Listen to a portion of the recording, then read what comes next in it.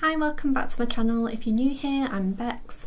I make videos about parenting, lifestyle and motherhood after infertility, and today I'm doing a video on why I chose baby-led weaning as the approach to wean my son. I've done a previous video on this, which is baby-led weaning essentials, and I'll leave a link to that below.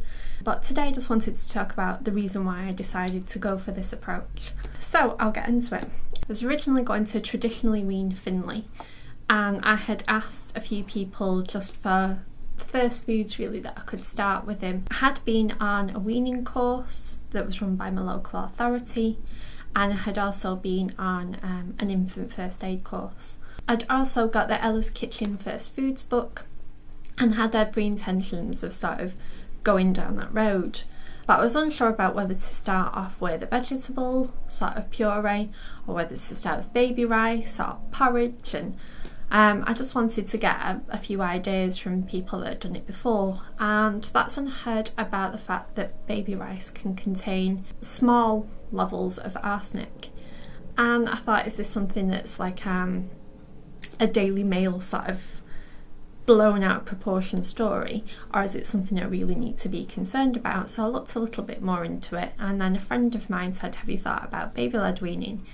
And she sent me an invitation to the Baby-Led Weaning UK group. And to be honest, I had decided that I was going to do a bit of both. Real hardline baby-led weaning sort of advocates, there isn't really such a thing, but I'm just of the opinion that whatever works for you really, if you want to do your idea of what a bit of both is, then that's fine. It probably is traditional weaning using that approach, but if it works for you, it works for you. I sort of got involved in the Facebook group Baby-Led Weaning UK, and they are great for giving you lots of sort of support and advice. So I started off with mashed potato and then avocado quarters, and that went about as well as we could have expected it to really. I'll insert some footage just of Finley having his first foods, and he played about with the avocado quarter, which is what I thought he would do, and I sort of spoon fed him the mashed potato, which definitely isn't sort of the baby-led weaning approach. But I would say over the process of maybe about a week, I'd sort of quite quickly ditched the spoon feeding approach and started giving Finley the spoon for him to feed himself, and then started to try and find more foods that would be easy for him to eat with his hands, and decided to sort of use this approach mainly by being led by Finley.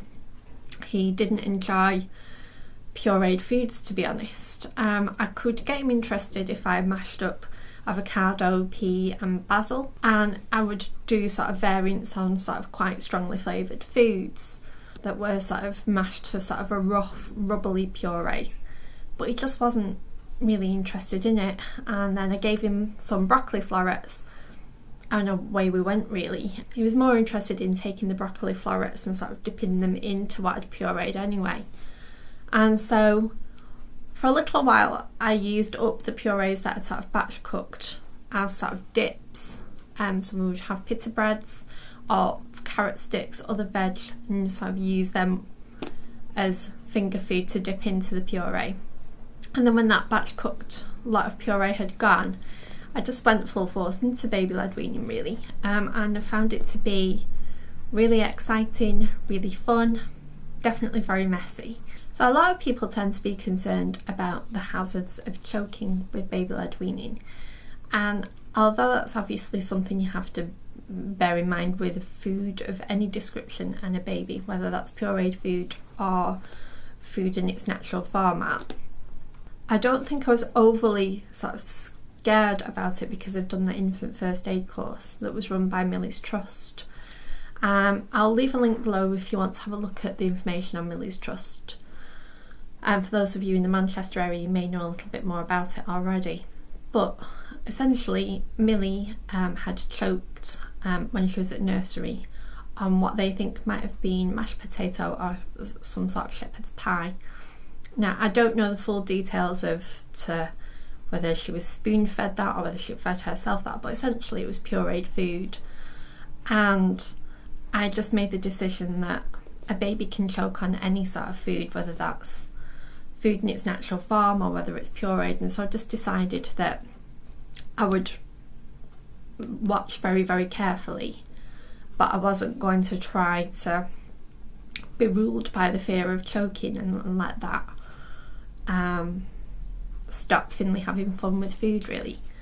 So if you've not really heard about baby-led weaning, I would recommend that you get this book. I've mentioned it in my baby-led weaning essentials video, but what's really important about it is that it talks about how babies learn to chew first rather than swallow, and their gag reflexes.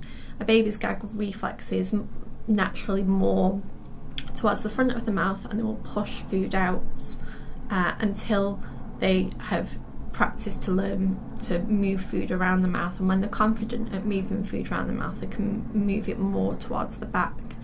And after a period of time, babies naturally have a gag reflex that goes further back towards the windpipe, but that takes quite a period of months.